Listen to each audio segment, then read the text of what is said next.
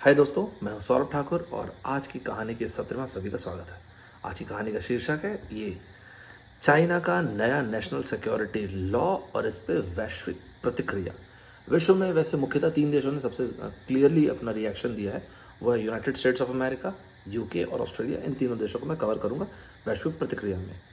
आज जब मैं आप लोगों के लिए वीडियो बना रहा हूँ, आज 13 जुलाई 2020 की रात तकरीबन 12 बज रहे हैं। पिछले 14 दिनों में कुछ डेवलपमेंट हुआ। जिस जगह में डेवलपमेंट हुआ उस जगह का नाम है हांगकांग, जो कि चाइना का SAR कहलाता है, स्पेशल एडमिनिस्ट्रेटिव रीजन। इस स्पेशल एडमिनिस्ट्रेटिव रीजन में हालांकि चाइना ने मई के महीने में, मई 2020 में अनाउंस किया था कि वो चाइना जो है, मतलब बीजिंग, एक नया नेशनल सिक्योरिटी लॉ लेके आ रहा है। और फाइनली 30 जून को रात को 11 बजे एकदम तुरंत में चाइना इस नया नेशनल सिक्योरिटी लॉ को लेके आ गया। इस नए नेशनल सिक्योरिटी लॉ के आने के बाद यूएस का रिएक्शन ये था कि ये जो नया नेशनल सिक्योरिटी लॉ ये एक्सट्रीमली ड्रैकोनियन है। कहने का मतलब है बहुत ही कठोर कानून है ये। यूके ने कहा it's a very grave step. इस पूरी कहानी को मैं आपको सरल भाषा में 4 बिंदुओं में समझाऊंगा, एक एक करके समझिएगा। बहुत ही सिंपल, साधारण, आम बोलचाल की भाषा में समझाऊंगा। सबसे पहले बिंदु पे आते हैं। देखिए, हांगकांग आपके सामने यहाँ पे नक्शा होगा, मैप होगा, देखिएगा तो चाइना के बाजू में एक छोटा सा एरिया दिख रहा होगा, उसको बोलते हैं हांगकांग। उस तरफ वहाँ पे मकाऊ भी होगा। ये लोग कहलाते हैं चाइना के SAR, मतलब स्पेशल एडमिनिस्ट्रेटिव रीजन। वैसे तो हांगकांग ऑटोनॉमस रीजन है, मतलब अब तक तो था, पता नहीं क्या रहेगा कि नहीं। देखिए ऐसे तो रहेगा, लेकिन इस कानून के बाद पता नहीं कितना रह जाएगा, सिर्फ बेचारा सिर्फ पेपर पे रह जाएगा ऑटोनॉमस, गॉड नोस। जो भी है, चाइना जो है, हांगकांग जो है वो चाइना का ऑटोनॉमस रीजन है। देखिए, इस कहानी को समझने के लिए थोड़ा मैं आपको 23 साल पीछे लेके जाता हूँ, 1997 में। 1997 में, जिसको आप आज हांगकांग बोलते हैं, ये रीजन हैंडओवर किया गया चाइना को। और इस तरह से चाइना के SAR, मतलब स्पेशल एडमिनिस्ट्रेटिव रीजन का जन्म हुआ। आप बोलेंगे सर तो फिर ये तो चाइना ही हुआ ना।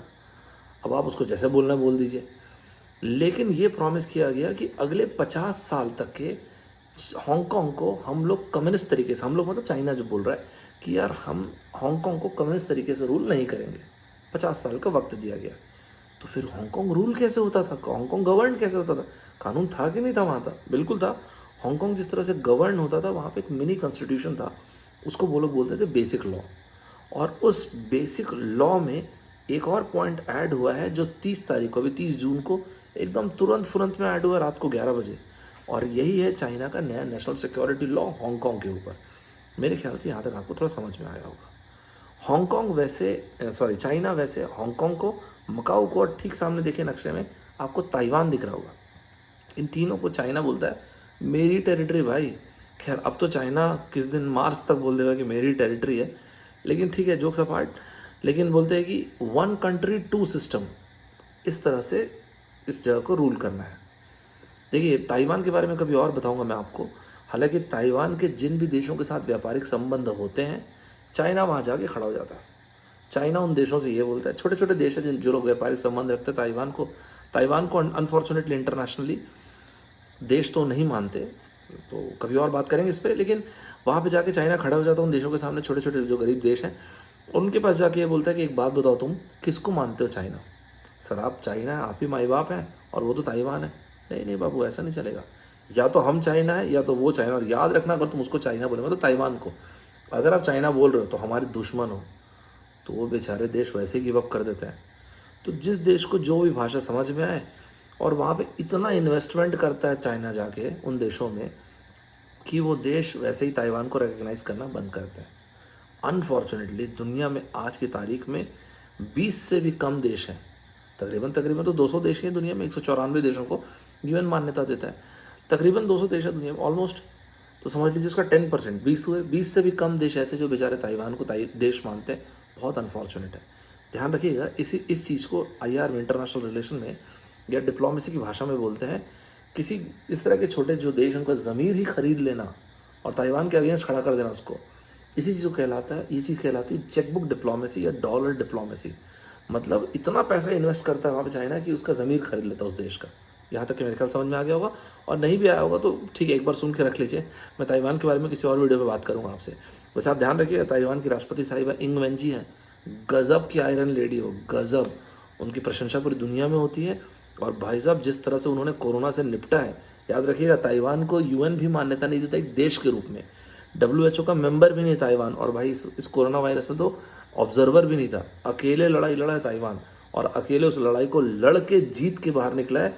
सर कैसे बोल सकते हैं आप जीत के, जिस देश में 450 केस आए, 450 भी मतलब कोई केस हुआ 450, जहाँ पे दुनिया का सबसे ताकतवर देश में 30 लाख से ऊपर केस है, जस्ट बाजू में ताइवान, वहाँ पे 450 केस है। It's unbelievable. मैंने एक वीडियो में कवर किया हुआ है, आप यूट्यूब में देख लेना। Coming back to the story जिसमें हम बात कर रहे थे, तो चाइना कहता है कि भाई एक कंट्री टू सिस्टम हांगकांग में भी लगाऊंगा मैं, मतलब लगा हुआ है, मकाऊ और ताइवान तो है, किसी दिन भी ताइवान को दबोच लूंगा।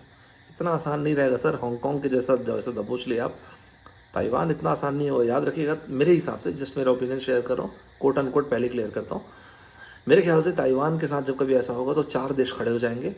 वो है यूएस, दूसरा है ऑस्ट्रेलिया, तीसरा है जापान और चौथे है भारत, हम। ये 4 देश मेरे ख्याल से खड़े हो जाएंगे, और ताइवान इतने आसानी से घुटनों पे नहीं आ पाएगा, आप देखिएगा, वो आखिरी सांस तक लड़ेगा। Coming back to the story, मैं थोड़ा सा डिटेल हो रहा था, इस स्टोरी पे वापस आता हूँ। तो मैंने जैसे बताया आपको बेसिक लॉ, तो ये वो बेसिक लॉ है जो अफर्म करता है, अपहोल्ड करता है, क्षमा कीजिएगा इस तरह के वर्ड्स को यूज़ करने के लिए, लेकिन ये क्या लीगल वाला मैटर है, इसलिए ये वर्ड बोलना ज़रूरी है। अफर्म करता है, अपहोल्ड करता है, मतलब मान्यता देता है, सरल सामान्य शब्दों में यही वो बेसिक लॉ है हांगकांग का, जो मान्यता देता है एक कंट्री दो सिस्टम को।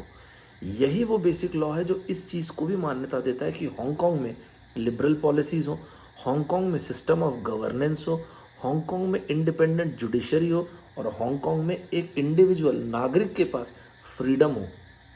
आपको लगेगा सर इसमें कौन सी बड़ी बात है, आप ये बात इसलिए बोल सकते हैं क्योंकि आप भारत के नागरिक हैं, भारत में सब चीज़ की आज़ादी है, चाइना में नहीं है भाई, चाइना कम्युनिस्ट कंट्री है, तो चाइना में इस चीज़ की आज़ादी नहीं है, और एक्सपेक्ट भी मत कीजिए वहाँ पे हो गया आज़ादी, कम्युनिस्ट है, कहाँ से रुकी ये सब आज़ादी, ठीक है। तो इसलिए चाइना ने एक बात को समझ लिया कि यार ये तो ठीक नहीं है, हांगकांग में अपने को कुछ तो भी करना पड़ेगा।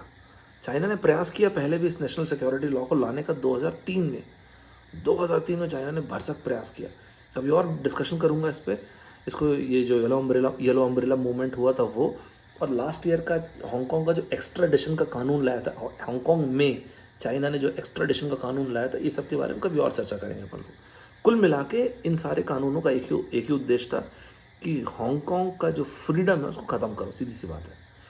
तो जब 2003 में चाइना ने प्रयास किया कि भाई हमको तो लाना पड़ेगा नया नेशनल सिक्योरिटी लॉ, 2003 में इतना विरोध किया हांगकांग के लड़के लड़कियों ने, जो कि प्राउडली कहते हैं कि हम लोग हांगकांगर्स हैं, they don't want to call themselves Chinese, they are Hongkongers and they love to call themselves Hongkongers. उन लोगों ने बोला हम ये आने ही नहीं देंगे, तो वहाँ पे भिड़ गए वो लड़के लड़कियाँ सब। तो जब वो रोड पे आ गए, प्रोटेस्ट हुआ, सब हुआ, और ये नया नेशनल सिक्योरिटी कानून नहीं आ पाया। चाइना परेशान, चाइना सोचा कैसे किया जाए। चाइना ने और दस्तावेज़ों को देखा, मतलब बेसिक लॉ जो है, मिनी कॉन्स्टिट्यूशन को देखा, कहाँ पर से अपन ला सकते, तो हाँ ये दिखा अपने को एनेक्स 3। इस एनेक्स 3 से जहाँ पर डिफेंस और फॉरेन पॉलिसी का भी जिक्र किया गया, वहाँ से लेके आते हैं। अब देखिए इसका सरल शब्दों में इसका मतलब क्या हुआ, इसका मतलब ये हुआ चाइना बेसिकली 4 दीवारी के अंदर डिस्कशन किया, अपना खुद में डिस्कशन किया, सीक्रेटली डिस्कशन किया, और कुल मिला के एनफोर्स कर दिया, प्रोमलगेट कर दिया 1 जुलाई से ये जो हांगकांग का नया नेशनल सिक्योरिटी लॉ है, बिना हांगकांग के लेजिस्लेचर से, बिना कोई कंसल्टेशन के। ये अपने आप में बहुत बड़ी बात है। मेरे ख्याल से यहाँ तक आपको, ये मेरा पहला बिंदु था कहानी का, आपको यहाँ तक के समझ में आ गया होगा। इस कहानी के दूसरे बिंदु में आता हूँ, और आपको लगेगा ये क्यों, लेकिन ये कानून लाया ही क्यों गया। एकदम सही सवाल है। पिछले कई वर्षों से हांगकांग के जो लोग हैं, जिनको हम हांगकांगर्स कह रहे हैं, वो इस लड़ाई को लड़ रहे हैं, लेकिन स्पेशली पिछले 1-1.5 साल से ना ये कहानी पूरी दुनिया देख रही है। ये लड़ाई जो है पूरी दुनिया देख रही है, जिस लड़ाई को हांगकांग के लड़के लड़कियां, हांगकांग के लोग, हांगकांग के नागरिक अपने अस्तित्व की लड़ाई मान के लड़ रहे हैं कि हमको बचाना है हांगकांग को, इस लिबरल माहौल को बचाना है, नहीं तो हांगकांग तो पूरा साफ हो जाएगा, पूरा कम्युनिस्ट हो जाएगा। इस लड़ाई को दुनिया की मीडिया जिस तरह से कोट करती है वो है प्रो डेमोक्रेसी मूवमेंट। डेमोक्रेसी की लड़ाई है, डेमोक्रेसी को जिंदा रखने की लड़ाई है। तो अब आप सोचिए, एक कम्युनिस्ट राष्ट्र का, ठीक है चलिए स्पेशल एडमिनिस्ट्रेटिव रीजन है, वहाँ पे डेमोक्रेसी की लड़ाई, तो क्या ऑब्जेक्टिव होगा इस नए कानून को लाने का? ख़त्म करो, सबोटाज करो, इसको हम लोग निपटा देंगे। ये जो प्रो डेमोक्रेसी मूवमेंट है, ये वर्ड आपको पिछले 1-1.5 साल में बहुत दिखा होगा इंटरनेशनल मीडिया में। तो कुल मिला के चाइना ने बोला हम कोई लॉ थोड़ी ला रहे हैं, हम तो एहसान कर रहे हैं हांगकांग पे। वो कैसे पता चलता है? क्योंकि उन्होंने एक लाइन लिखा है इस कानून के लिए, the law of PRC, PRC मतलब पीपल्स रिपब्लिक ऑफ चाइना, जो कि चाइना का ऑफिशियल नाम है, और ताइवान का ऑफिशियल नाम है आरसी, रिपब्लिक ऑफ चाइना कई बार पूछा जाता है, ध्यान रखिएगा। तो चाइना ने बोला this is the law of People's Republic of China on safeguarding national security of Hong Kong's special administrative region SAR। तो हम कोई सिक्योरिटी लॉ थोड़ी ला रहे हैं यार, हम तो हांगकांग को बचा रहे हैं। अब आपकी मर्जी, आप जैसा भी सोचना है सोचिए। आप मतलब आप बच्चे जो सुन रहे हैं इस वीडियो को, अब देखिएगा, आप ही देखिएगा, मैं आपको और जस्टिफाई करता हूँ इसको। तो इस कानून में जो जिस चीज़ का जिक्र किया चाइना ने वो ये है कि भाई साहब अब हम टॉलरेट नहीं करने वाले ये जो प्रो डेमोक्रेसी मूवमेंट आप लोग चला रहे हो, और अब इस प्रो डेमोक्रेसी मूवमेंट को सरल भाषा में कुचल देंगे। और जो ऑफेंसेस हैं वो उसके लिए एकदम कठोर सज़ा दी जाएगी, एकदम हार्श पनिशमेंट दिया जाएगा, और बाकायदा ऑफेंसेस को भी डिफाइन कर दिया बुलेट करके। ऑफेंस है ये साठगांठ करना, आपस में कल्यूड कर जाना, कल्यूजन करना। बताता हूँ क्या है ये। तो कल्यूजन हो गया, सबवर्जन हो गया, टेररिस्ट एक्टिविटी हो गया और सक्सेशन हो गया। ये 4 शब्द जो एकदम क्लियरली लिखा है, इसलिए आप कोई भी इंटरनेशनल मीडिया का न्यूज़पेपर उठाएंगे जहाँ पे हांगकांग कवरेज दिया गया होगा, तो आप देखेंगे पिछले 14-15 दिन से 4 वर्ड्स आ रहे हैं। सबसे पहला साठगांठ, कल्यूजन। तो उसमें ये कहा गया है, सरल सामान्य भाषा में आपसे बात करता हूँ, कि आप अगर मिलजुल के ये कोशिश कर रहे हैं कि हांगकांग के लोगों को भड़काएं, प्रोवोक करें अगेंस्ट हांगकांग की सरकार या फिर चाइना मतलब बीजिंग की सरकार, तो भाई सीधा सीधा आप ये ऑफेंस कमिट कर रहे हो, ये क्राइम कर रहे हो जिसका नाम है कल्यूजन। तैयार रहना, फिर किसी दिन पकड़ेंगे और उठा के ले आएंगे, ये कहने का मतलब है। दूसरी चीज़ टेररिस्ट एक्टिविटी। तो टेररिस्ट एक्टिविटी का मतलब अगर आप अलग अलग ट्रांसपोर्ट के संसाधनों को नष्ट करते हो, गैस फैसिलिटीज़ को, पावर प्लांट्स को इस तरह से डैमेज करते हो, तो आप एक ऑफेंस कमिट कर रहे हो जिसको बोलते हैं टेररिस्ट एक्टिविटी, ऐसा इन्होंने कहा। तीसरी चीज़ सबवर्जन। अगर आप सरकारी मतलब ऑफिसेस के पेरीफेरी में, उसको क्या बोलते हैं, प्रीमाइसेस में अगर आप एंटर कर रहे हो, उसको आप नष्ट कर रहे हो, डिस्ट्रॉय कर रहे हो, डैमेज कर रहे हो, तो फिर आप एक ऑफेंस कमिट कर रहे हो जिसको आप बोलेंगे सबवर्जन। और चौथी चीज़ सक्सेशन, मतलब सेपरेट कर देना हांगकांग को। अगर आप इस तरह के कोई भी काम कर रहे हो तो तैयार रहना, आपको भयंकर स्ट्रिक्ट सज़ा मिल सकती है, ये कहना है चाइना का। और ध्यान रखिएगा ये इतने स्ट्रिक्ट है कि इसमें छोटी मोटी सज़ा से लेके आजीवन कारावास तक का प्रावधान है। मेरे ख्याल से यहाँ तक आपको समझ में आ गया होगा। चौथे बिंदु पे आइए, चाइना ने सिर्फ ये नहीं किया कि चलो नेशनल सिक्योरिटी लॉ लेके आ गए। इस नए नेशनल सिक्योरिटी लॉ के बहाने चाइना बाकायदा नए ऑफिसेज बना रहा है, नए डिपार्टमेंट्स बना रहा है, नए पुलिस डिपार्टमेंट्स भी बनाएगा हांगकांग में। और चाइना कहना ये है, क्या कहना होगा कि हम कुछ कर थोड़ी रहे हैं, हम तो एहसान कर रहे हैं हांगकांग के ऊपर, क्योंकि चाइना तो इनको सेपरेटिस्ट मानता है ना, इनको आतंकवादी बोलता है चाइना तो सीधा सीधा। ये तो लड़के लड़कियां जितने भी लोग हैं, ये लोग डेमोक्रेसी के लिए लड़ रहे हैं वहाँ पे। तो चाइना बोलता है नहीं, ये लोग ये खतरनाक है, दीज रेडिकल्स आर, बहुत डेंजरस है लोग। तो चाइना कहना है कि हम तो सेफगार्ड कर रहे हैं चाइना को इस नए सिक्योरिटी लॉ के माध्यम से। तो तैयार रहिएगा। इसका मतलब आप समझ लीजिए कि धीरे धीरे धीरे धीरे चाइना जो है टेक ओवर करेगा उस इंडिपेंडेंट जुडिशरी को, जो मैंने स्टार्टिंग में आपसे कहा। धीरे धीरे आपको, unfortunately I am really sorry to say, लेकिन हांगकांग में जिस चीज़ को आप इंडिपेंडेंट जुडिशरी बोल रहे हो वो खत्म हो जाएगी। मतलब प्रोसिक्यूटर से लेके एडजुडिकेटर तक के हर एक जो है वो चाइना अपॉइंट करेगा, सीधी सी बात है। तो आपको वो इंडिपेंडेंट जुडिशरी जिसको प्राउडली हांगकांग कहता था कि हमारी जुडिशरी इंडिपेंडेंट है, वो शायद देखने को ना मिले। इसके अलावा ना सिर्फ ये, चाइना का जो कानून है, जो चाइना का प्रोसीजरल लॉ है, वो वहाँ पे आपको एग्जीक्यूट होते दिखेगा। किसी भी केस में जो एक पावर ऑफ इंटरप्रिटेशन होता है, मतलब अगर क्या इंटरप्रेट कर रहे हैं, तो वो ताकत कोर्ट के पास नहीं रहेगी, वो ताकत चाइना के पास जाएगी। या सरल भाषा में ऐसा बोलूँ, पावर ऑफ इंटरप्रिटेशन किसी भी मुद्दे में स्टैंडिंग कमेटी, सरल भाषा में स्टैंडिंग कमेटी का मतलब चाइना के पार्लियामेंट के पास चला जाएगा। आपको मेरे ख्याल से यहाँ तक समझ में आएगा। इसका मतलब ये है कि हो सकता है किसी एक्स क्राइम के लिए अगर जो सज़ा मान लो 1 साल होती थी, एग्जाम्पल दे रहा हूँ, तो हो सकता है आने वाले समय में आप देखें कि चाइना की पार्लियामेंट उसके लिए 2 साल, 10 साल, 5 साल, 10 साल, 20 साल सजा दे दे, आजीवन कारावास दे दे। मतलब सेम क्राइम के लिए magnitude, quantum of punishment change हो जाएगा। आखिरी पॉइंट पे आता हूँ, विश्व का रिएक्शन है, वैश्विक प्रतिक्रिया पे आता हूँ। सबसे पहले आता हूँ यूएस की ने क्या प्रतिक्रिया दिया। देखिए, यूएस की प्रतिक्रिया को समझने के पहले आप एक चीज़ समझिए 1992 में 1992 में यूएस ने हांगकांग के साथ में मिलकर एक पॉलिसी एक्ट साइन किया। इस पॉलिसी एक्ट के कारण यूएस जो है हांगकांग को एक स्पेशल स्टेटस देता है। सर स्पेशल स्टेटस में क्या होता है बताता हूँ आपको। एक सरल भाषा में अगर आपको बताऊँ तो यूएस उस एक्ट के माध्यम से ये कहता है कि हाँ भाई, हम मानते हैं कि हांगकांग एक सॉवरेन राष्ट्र नहीं है, it's a non sovereign entity. एक नॉन सॉवरेन एंटिटी कहने का मतलब है चाइना का पार्ट, ठीक है, बट ये चाइना से अलग है। It's a non sovereign entity but is distinct from China.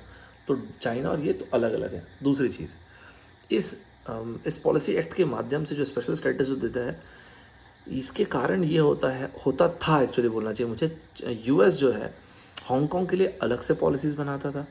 अब उस अलग से पॉलिसीज़ में जैसे कि सेपरेट पॉलिसी में आपको एक सिंपल सा एग्जांपल देता हूँ। जैसे कि किसी और देश के साथ अगर व्यापारिक संबंध किया, चाइना के साथ ही जो व्यापार कर रहे हैं वो टैरिफ्स, और हो सकता है हांगकांग के साथ लगने वाला टैरिफ, एक्सपोर्ट इंपोर्ट का टैरिफ जो लगता है वो अलग देखने को मिले, हांगकांग में कम देखने को मिले। इस चीज़ को बोलते हैं प्रेफरेंशियल टैरिफ रेट्स। यहाँ तक कि मेरे ख्याल आपको कहानी समझ में आ गई होगी। हुआ ये यार, थोड़ा सा फास्ट फॉरवर्ड करके लेके आता हूँ 2019 में आपको। तो हुआ ये था कि पिछले साल नवंबर के महीने में यूएस की कांग्रेस, मतलब यूएस के पार्लियामेंट में ये डिस्कशन होने लगा कि हांगकांग यार अब उतना सफिशिएंटली ऑटोनॉमस नहीं रहा। तो यूएस की कांग्रेस ने ये डिसाइड किया कि एक काम करते हैं, हमें ऐसा लगता है कि हमारे ये जो एक्ट में चेंज करने की ज़रूरत है। तो एक बाकायदा एक लेजिस्लेचर बना, और उस लेजिस्लेचर से ये हुआ कि यूएस के जो राष्ट्रपति हैं उनको अधिकार दिया गया कि सर अगर आप चाहो तो हांगकांग का स्पेशल स्टेटस आप ख़त्म कर सकते हो। और मई में जब से चाइना ने अनाउंस किया था कि हम नया नेशनल सिक्योरिटी लॉ ला रहे हैं, तभी से यूएस ने बैक पैडलिंग करना शुरू कर दिया था। और अंततः 29 ऑफ जून आते आते स्पेशल स्टेटस ख़त्म कर दिया। और मैंने आपको क्या बोला, प्रेफरेंशियल टैरिफ्स बताया ना, मतलब अगर यूएस व्यापार कर रहा है किसी और के देश के साथ और हांगकांग के साथ, तो हांगकांग के साथ टैरिफ्स कम लगा रहा है, तो उसको प्रेफरेंशियल टैरिफ रेट्स बोलते हैं। इसको भी ख़त्म कर दिया। लेकिन इसके साथ जो यूएस का रिएक्शन था, यूएस के लॉ मेकर्स का रिएक्शन था, वो ये था, यूएस के लॉ मेकर्स ने कैटेगोरिकली इस बात को बोला कि यार ये जो कानून लाया है चाइना ने बहुत गलत है, लगाओ बहुत सारे इकोनॉमिक सैंक्शंस लगाओ, वो सारे के सारे बैंक्स जो चाइना के साथ व्यापार करते हैं उनको पिनलाइज करो। इसके अलावा जो चाइना के ऑफिशियल्स कहने का मतलब वो ऑफिशियल्स जो हांगकांग में जो नया कानून है उसमें डायरेक्टली इनडायरेक्टली इन्वॉल्व थे, उनका वीज़ा रिस्ट्रिक्शन लगाओ, उनके ऊपर वीज़ा रिस्ट्रिक्शन लगाओ। जो हांगकांग की पुलिस है, एक्चुअली हांगकांग की पुलिस को भी बहुत सारे इक्विपमेंट यूएस प्रोवाइड करता था। यूएस ने बोला अब नहीं कर पाएंगे भाई साहब, सो सॉरी। सेंसिटिव इन्फॉर्मेशन जो है वो हांगकांग के साथ शेयर करता था, यूएस ने बोला अब नहीं हो पाएगा, रियली सॉरी।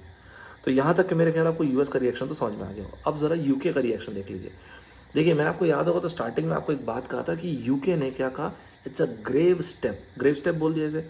अब यूके के प्रधानमंत्री को आप पहचानते हो, कैसे भूरे भूरे बाल वाले, बोरिस जॉनसन, देखे होंगे आप, इसे कंगे नहीं करते नहीं हो, तो उनका नाम है बोरिस जॉनसन। तो बोरिस जॉनसन साहब ने इस चीज़ को पहले जो वर्ड यूज़ किया पर वो समझ लिए। उन्होंने बोला यार ये सीरियस ब्रीच है सिनो ब्रिटिश डिक्लेरेशन जो हम किए थे।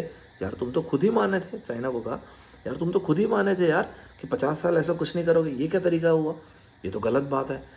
इनके साथ साथ इनके जो फॉरेन सेक्रेटरी जिनका नाम है डोमिनिक राब साहब ने कहा कि चिंता मत करो, हांगकांगर्स को बोला आप लोग चिंता मत करो, हम अपनी जिम्मेदारी से बिल्कुल पीछे नहीं हटेंगे। एक वर्ड उन्होंने बोला, हिस्टोरिकल रिस्पॉन्सिबिलिटी, हमारी एक ऐतिहासिक रिस्पॉन्सिबिलिटी है हांगकांग के लोगों के लिए। जो वो कह रहे थे उसका मतलब बेसिकली जो है वो मैं आपको बताता हूँ क्या है, कि यूके क्या करने वाला है, हांगकांग के 30 लाख लोगों को अपॉर्चुनिटी, अभी तो प्रॉमिस किया है, मुझे नहीं पता है प्रॉमिस कब तक मतलब फुलफिल होगा या आगे क्या होना है, लेकिन अभी तो प्रॉमिस किया यूके ने। हांगकांग की आबादी बाय द वे 70 लाख है, तो 30 लाख लोगों को यूके जो है बिल्कुल मौका देगा कि आओ यूके में रहो, काम वाम करो, नौकरी वोकरी करो, और आने वाले टाइम पे सिटीजनशिप के लिए भी अप्लाई कर सकते हो। वैसे बाय द वे आपको एक बात बताता हूँ, ये जो वो हांगकांग के जो लोग हैं जिनके बारे में बात हो रही है, हांगकांग में तकरीबन 3.5 लाख लोग के आसपास ही हैं जो BNOs कहलाते हैं, जो ब्रिटिश नेशनल ओवरसीज़ हैं, ये वो लोग भी हैं, और 26 लाख लोग वैसे भी एलिजिबल हो रहे हैं स्किल के बेसिस पे। तो कुल मिला के 30 लाख लोग, 30 लाख एक बहुत बड़ा नंबर है, और इसलिए इकोनॉमिस्ट मैगजीन ने ये कहा it's a very generous move by UK. लेकिन आपको मैं एक छोटी सी बात अपनी तरफ से बताता हूँ कि हांगकांगर्स को अगर मौका मिले ना 2 देशों में से किसी एक देश को चूज़ करने का, ऑस्ट्रेलिया और यूके, तो हिस्टोरिकली जो इतिहास में देखा गया है कि वो प्रेफर करते हैं ऑस्ट्रेलिया जाना। तो ऑस्ट्रेलिया को ले आते हैं फिर अपन लोग। ऑस्ट्रेलिया के स्कॉट मॉरिसन साहब, तो ऑस्ट्रेलिया ने पहले ये बात क्लियर कर दिया कि अभी तो हम लोग कोई असाइलम प्रोवाइड नहीं कर रहे हैं। लेकिन स्कॉट मॉरिसन साहब ने एक और लाइन कहा, स्कॉट मॉरिसन साहब ने ये कहा कि हम हांगकांगर्स को एक सेफ रास्ता प्रोवाइड करने के बारे में तो सोच रहे हैं। मतलब शायद ही उसी असाइलम की तरफ इशारा था। देखते हैं क्या होता है, जैसे भी न्यूज़ पैन आउट होगा मैं अपडेट करूंगा आपको। इसके अलावा उन्होंने बोला हम 5 साल का वीज़ा प्रोवाइड कर रहे हैं, पीआर के लिए मस्त अप्लाई करो। 10,000 जो हांगकांगर्स, उनको बोला पीआर परमानेंट रेजिडेंट्स के लिए आप चाहो तो अप्लाई करो। इसके अलावा उन्होंने बोला जो भी बिजनेसमैन है जो हांगकांग से अपने बिजनेस को वापस लाना चाहते हैं, मतलब रिलोकेट करना चाहते हैं ऑस्ट्रेलिया में, अगर वो चाहें तो हम आपको मस्त सा सपोर्ट प्रोवाइड करेंगे। ध्यान रखिएगा, ऑस्ट्रेलिया और चाइना का रिलेशन बहुत ही स्ट्रेंड चल रहा है अभी, बहुत ही टफ चल रहा है। उसका रीज़न है क्योंकि ऑस्ट्रेलिया ने डिसाइड कर लिया कि भाई साहब ये चाइना ना, इसके ऊपर इतना डिपेंडेंट होना ठीक नहीं, खतरनाक है। और आपको ध्यान होगा तो स्कॉट मॉरिसन साहब उन शुरू के लोगों में थे जिन्होंने बोला हमको न्यूट्रल इन्वेस्टिगेशन कराना, डब्ल्यूएचओ की बात पे विश्वास नहीं है, हमको न्यूट्रल अथॉरिटी से इन्वेस्टिगेशन करवाना है ये जो वुहान से निकला हुआ वायरस है ना, कोरोना वायरस, इसके ओरिजिन पे। और तब से आप देखेंगे तो, और डटे हुए स्कॉट मॉरिसन साहब, जो कि बहुत बेहतरीन बात है, डटे हुए इस बात पे। आपने देखा होगा तो बीच में यूरोप ने ही बोला था यार इतना डैमेज तो वॉर में होता है भाई, ये वॉर डैमेज है। और बाकायदा यूरोप ने वॉर डैमेजेस की मांग किया था चाइना से। आपको याद है ये बात, मैंने पहले भी वीडियो बनाया था, अगर आपने नहीं देखा होगा तो ज़रूर देखिएगा उस वीडियो को। तो इसलिए दुनिया धीरे धीरे उसमें ना एक होते जा रही है इस मैटर पे। हालांकि एक बात आपको बताता हूँ, जितने समृद्ध देशों के बारे में हम बात कर रहे हैं ना, उसमें से अनफॉर्चुनेटली ऑस्ट्रेलिया की इकोनॉमी काफ़ी ज़्यादा डिपेंड करती है चाइना पे। मैं इस टॉपिक पे, ये पर्टिकुलर पॉइंट पे अलग से बात करूँगा, तो इस पर आपको डिटेल में डिस्कशन हम लोग करेंगे। चाइना और ऑस्ट्रेलिया के इकोनॉमिक जो डिपेंडेंस के बारे में हम बात करेंगे, अलग से बात करेंगे उस पर। तो ये थी, मेरे ख्याल से आपको ये कहानी आज की समझ में आ गई। ये थी हमारी आज की कहानी कि हांगकांग का नया नेशनल सिक्योरिटी लॉ क्या है और वैश्विक प्रतिक्रिया। मूलभूत रूप से मैंने 3 देशों के बारे में बताया, यूएस के बारे में, यूके के बारे में और ऑस्ट्रेलिया के बारे में।